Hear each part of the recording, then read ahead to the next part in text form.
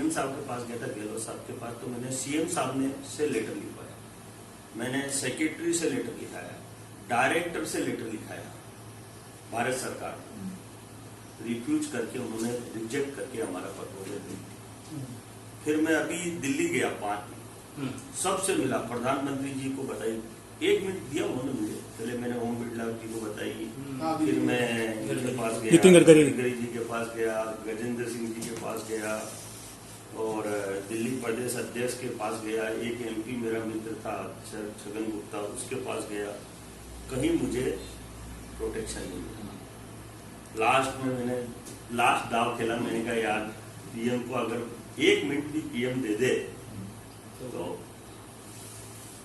1 second में decision कर दिया। मैंने कहा आपने डूंगरपुर की तारीफ की है स्वच्छता की, उसको स्वच्छता सर्वेक्षण से बाहर कर दिया, और आरोप किया है हमारे ऊपर कि हमने समय पर अप्लाई नहीं किया, जबकि हम अप्लाई किया है, वहां मेल रिसीव नहीं हुआ, वो टेक्निकली पता नहीं क्या लफड़ा हुआ, और हमारा सर्वेक्षण परसों खत्म हुआ है और कल रिजल्ट आ गया। नहीं तो ये अवार्ड हमारे हाथ में नहीं आता। नहीं, वो तो लिखा हुआ था, लिखा हुआ था, जो उपलब्धि है वो किया है, लिखा हुआ किया है। एक तो नहीं, ये तो बहुत बड़ी उपलब्धि है सर। हम अभी रास्ते में यही चर्चा कर रहे थे आज कि इन 5 सालों में हमने हर साल कोई कोई बड़ा अवार्ड दिया। सबसे पहले 2016 में हमने ओडीएफ का 5 करोड़ रुपया इनाम लिया, और पहली निकाय थी राजस्थान की, ट्राइबल बेल्ट की प्रथम निकाय देश की। ये तो हमारा देश स्तर पर सम्मान होना चाहिए, वो नहीं हुआ, लेकिन राजस्थान स्तर पर मुख्यमंत्री जी ने 5 करोड़ रुपए दिए ओडीएफ। दूसरी साल फिर हम इसमें पर्यटक और स्वच्छता के लिए हमारे को फिर अवार्ड मिला, माननीय मुख्यमंत्री जी वसुंधरा जी ने दिया।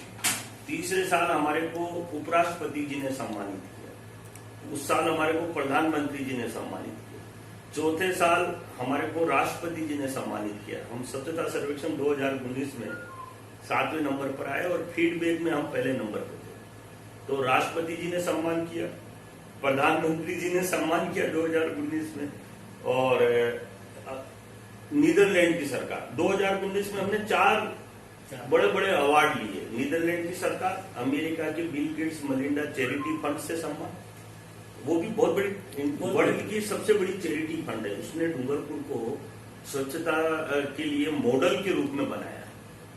तो ये 4 अवार्ड हमने 2019 में लिए, और 2020 में अब जा रहे थे तो जाते जाते एक अवार्ड और प्रधानमंत्री हमने हर साल एक न एक आपकी इतनी बड़ी उपलब्धि के पीछे किसका हाथ है सर? शहर की जनता और हमारे नगर परिषद की टीम का, सबसे बड़ा तो हमारे कर्मचारियों का सही। देखो, इन सारे कामों के अंदर हमारे शहर के 22,373 बच्चे हैं इस शहर में पढ़ने वाले। एक भी बच्चा ऐसा नहीं है जिसके घर में मेरा फोटो नहीं लगा रखा, और उन बच्चों ने अपने माता पिता, भाई बहन, अड़ोसी पड़ोसी को इतना मोटिवेट किया कि देखते ही देखते स्वच्छता की लहर चल पड़ी। हमने ये स्टार्टिंग सारे काम बच्चों से किए, फिर हमने महिलाओं को रोजगार, महिलाओं के लिए, बच्चियों के लिए हमने कराटे क्लासें, कोचिंग क्लासें, बच्चों को खेलने के लिए जिम, स्विमिंग पूल, लाइब्रेरी, ये सारी सुविधाएं उपलब्ध कराई, और निःशुल्क। उससे क्या हुआ, बच्चे सारे हमारे ऊपर मोहित हो गए, और बच्चों ने बच्चों को समझाया स्वच्छता के लिए। आज भी मुझे मुख्यमंत्री जी पूछते हैं कि उस ट्राइबल बेल्ट को तुमने स्वच्छ कैसे बनाया, ये बताओ। मुख्यमंत्री जी ने मुझे एक विजन दिया था कि समृद्ध, मुख्यमंत्री जी का था निरोगी राजस्थान बनाओ। आप लोगों ने देखा होगा, चला था निरोगी राजस्थान, उसका काम मुझे दिया मुख्यमंत्री जी। मैंने कहा साहब इसको मुझे दे दो, आप निरोगी राजस्थान बनाने का, आपकी इस योजनाओं को धरातल तक पहुंचा दो। तो उन्होंने कहा कैसे पहुंचाओगे? मैंने कहा 2 दिन बाद वापस मिलूंगा मैं आपसे। 2 दिन मैंने यहाँ से सारा स्टाफ वहां जयपुर बुला लिया। निरोगी राजस्थान बन ही नहीं सकता जब तक स्वच्छ राजस्थान नहीं बने, तब तक निरोगी नहीं बन सकता, और निरोगी बनेगा तो समृद्ध राजस्थान बनेगा। ये विजन मैंने सीपी जोशी साहब को, मुख्यमंत्री जी को दिया, और वो कैसे बनेगा? नगर निकाय से बनेगा। राजस्थान का सबसे बड़ा दुर्भाग्य है कि निकायों की तरफ किसी सरकार का ध्यान नहीं, शहरों की तरफ ध्यान ही नहीं है। बीजेपी का ध्यान क्यों नहीं है? ये सरकारें क्यों बदल रही है? मैं दावे के साथ कह सकता हूं सरकार कभी नहीं बदले, एक सरकार ही राज करेगी देश पर। वो कैसे करेगी, मैं आपको मेरा विजन बताता हूं। 193 निकाय थी आज से साल 1.5 साल पहले, फिर 196 होगी और अभी 16 निकाय हो गए। हम 193 निकाय 134 विधानसभा के मालिक हैं। 134 अगर सरकार शहरों की तरफ ध्यान दे दे, हर सरकार स्टेबल रह सकती। अब सरकार क्यों नहीं ध्यान देती? बीजेपी देखती है शहर का वोट तो हमारा है, क्यों शहर में पैसा वोट मिल जाएगा। अच्छा, कांग्रेस देखती है शहर हमारा नहीं है, हटाओ। हमारा जो शहरी वोटर है वो हवा में लटक रहा है, वो किसी का मतलब वोट दे रहा है बीजेपी का, लेकिन उसका विकास बिल्कुल नील है। आज 70% निकाय ऐसी जिसमें तनख्वाह नहीं है, सारी सड़कें टूटी हुई, लाइटें टूटी हुई, न कहीं कोई सुविधा उपलब्ध नहीं है। कर्मचारियों के 2-2, 3-3 महीने तनख्वाह नहीं मिल रही, क्या डेवलपमेंट करेगी निकाय?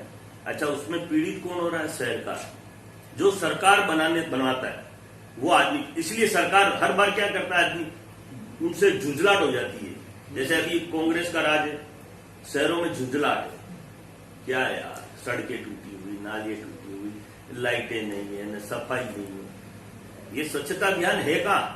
राजस्थान में तो देखने नहीं मिलता। आप उदयपुर जाके देखो तो बर्मा नहीं है, क्या है उदयपुर में, लेकिन गली में घुस गए तो निकलना आपका पड़ेगा। Sagwara far better. मैं आपको फिर कह रहा हूँ, सागवाड़ा अच्छा है, वनस्पत दूसरी निकाय, हमारी निकाय का तो कोई मुकाबला कर ही नहीं सकता। राजस्थान की सभी निकायों में डूंगरपुर ने सबसे बड़ा कदम उठाया है। जेएनयू के लिए जो आपने जो कुछ अभी बनाया है कुछ, तो उस बारे मैंने में। खाली जेएनयू के लिए नहीं बनाया है, मैंने सर्व इस समाज शहर में 19 मंदिर देवी देवताओं के थे, जिसमें कभी घंटी नहीं बजती थी, जिसमें कभी आरती नहीं होती थी, पूजा नहीं होती थी। हमने दीपावली पर 2 साल पहले ये निर्णय लिया था कि सारे मंदिरों में सफाई होगी, रंग रोगन होगा, लाइटें लगेगी, दीपक जलेगा और आरती होगी। अभी हमने एक नया कार्य लिया। हमने यहाँ पर क्या है, बेसिकली जैन समाज जाता है। 24 तीर्थंकर का जो हमने एक बगीचा बनाया है, वो राजस्थान का वन ऑफ द वही बता रहा हूँ। उसके अंदर आप लोग अभी देख के जाना, वो तो आप लोग आए, अभी आप देखोगे दंग रह जाओगे। और उसके पीछे हमारा विजन है। हमने वृद्ध आश्रम बनाया है उसके पास में सामने। राजस्थान क्या पूरे देश में ऐसा वृद्ध आश्रम नहीं होगा। फिर हमने उसके आगे एक मुडला गणेश मंदिर है। जितने भी टूरिस्ट पॉइंट हैं, देखिए नाथद्वारा क्यों फेमस है, श्रीनाथ जी का मंदिर है। और आप देश के अंदर जितने भी महत्वपूर्ण स्थान है, वो टूरिस्ट केंद्र इसलिए बने कि वहां देवी देवताओं के मंदिरों को बहुत अच्छी तरह से बनाया गया है। उनके अंदर लोगों की आस्था है। हमने लोगों की आस्थाएं मंदिरों में जाए, धर्म के प्रति उनकी आस्था बने। मेरा मुडला गणेश मंदिर इतना सुंदर बनाया है मैंने, उसमें करीबन करोड़ रुपए से ऊपर खर्च किया है। ये 24 तीर्थंकर, क्योंकि जैनी समाज ज्यादा है, सारा समाज उनमें जाएगा तो मेरा पर्यटक आएगा। और मेरे साहब जो चाह रहे थे, लक्ष्य लेकर चले थे कि पर्यटक डूंगरपुर आना चाहिए। और आने वाले समय में अभी भी डूंगरपुर में अभी बर्ड सेंचुरी पार्क आप देख के दंग रह जाओगे। नैनीताल, कश्मीर, मतलब कहीं आपको ऐसे बगीचे नहीं मिले, इतने हरे भरे। और 3-3 साल ऑस्ट्रेलियन घास लगाई मैंने हर बगीचे को, और 100% मेंटेन है। आपको लगेगा कि ये बगीचा आज ही तैयार हुआ, क्योंकि हमने काम करने से ज्यादा हमने उनको मेंटेनेंस करने पर ध्यान दिया, इसीलिए शहर चमक रहा है, दमक रहा है। आपकी ये जो 24 तीर्थंकर वाला जो मामला है ना, कि छत्तीसगढ़ के एक बहुत बड़ी मैगजीन निकलती है सहमति एक्सप्रेस, सहमति महाराष्ट्र सुनील सलग, उसमें पूरा आर्टिकल छप रहा है और 30,000 लोगों के पास चलता है। यानी हिंदुस्तान के सभी जेएनयू के पास में ये डूंगरपुर की कहानी जाएगी। अच्छा, कि मैं नहीं लिखी। आपके कामों को देखते हुए लग रहा है कि अगला सभापति आप ही के रूप में हो। नहीं, अभी क्या है, यहाँ पर एसटी का आया है जैसे, लेकिन इसमें कोई संदेह नहीं कि हम जो चाहेंगे वही सभापति बनेगा, क्योंकि शहर के लोगों का हमारे प्रति जो विश्वास है, जो रुझान आज पूरे शहर में है।